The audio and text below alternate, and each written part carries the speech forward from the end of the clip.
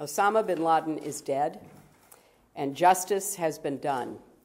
And today I want to say a few words about what this means for our efforts going forward. First, I want to offer my thoughts and prayers to the thousands of families whose loved ones were killed in Osama bin Laden's campaign of terror and violence, from the embassy bombings in Africa to the strike on the USS Cole to the attacks of September 11th, 2001, and so many more. These were not just attacks against Americans, although we suffered grievous losses. These were attacks against the whole world. In London and Madrid, Bali, Istanbul, and many other places, innocent people, most of them Muslims, were targeted in markets and mosques, in subway stations, and on airplanes. Each attack motivated by a violent ideology that holds no value for human life or regard for human dignity. I know that nothing can make up for the loss of the victims or fill the voids they left, but I hope their families can now find some comfort in the fact that justice has been served. Second, I want to join the President in honoring the courage and commitment of the brave men and women who serve our country and have worked tirelessly and relentlessly for more than a decade to track down and bring Osama bin Laden, this terrorist, to justice. From our troops and our intelligence experts to our diplomats and our law enforcement officials, this has been a broad, deep, very impressive effort. Here at the State Department, we have worked to forge a worldwide anti-terror network. We have drawn together the effort and energy of friends, partners, and allies on every continent. Our partnerships, including our close cooperation with Pakistan, have helped put unprecedented pressure on al-Qaeda and its leadership. Continued cooperation will be just as important in the days ahead, because even as we mark this milestone, we should not forget that the battle to stop al-Qaeda and its syndicate of terror will not end with the death of bin Laden. Indeed, we must take this opportunity to renew our resolve and redouble our efforts.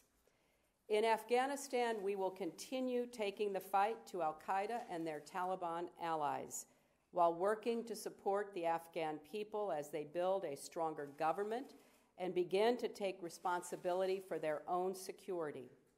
We are implementing the strategy for transition approved by NATO at the summit in Lisbon, and we are supporting an Afghan-led political process that seeks to isolate al-Qaeda and end the insurgency.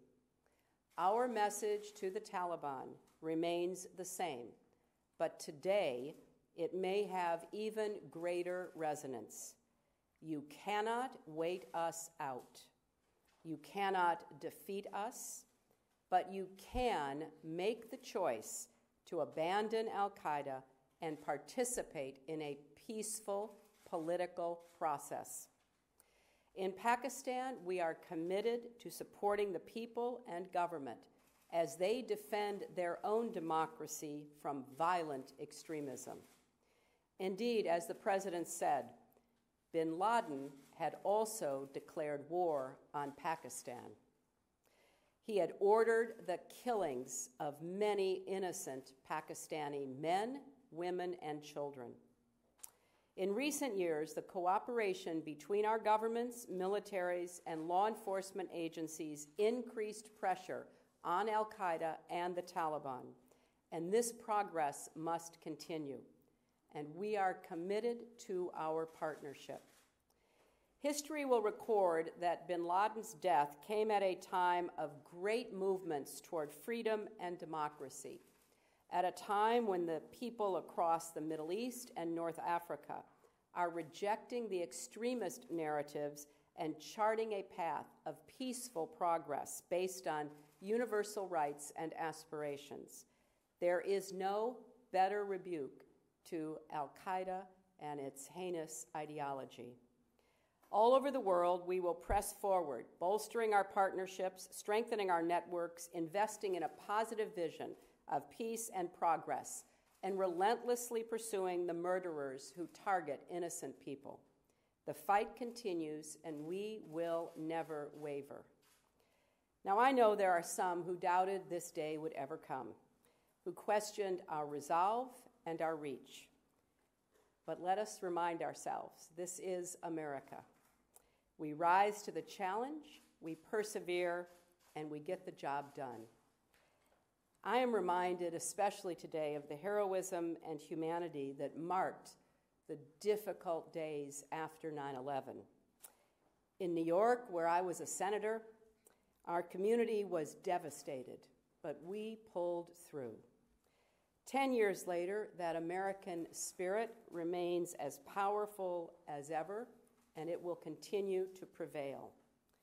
So this is a day not only for Americans, but also for people all over the world who look to a more peaceful and secure future, yes, with continued vigilance, but more so with growing hope and renewed faith in what is possible. Thank you all very much.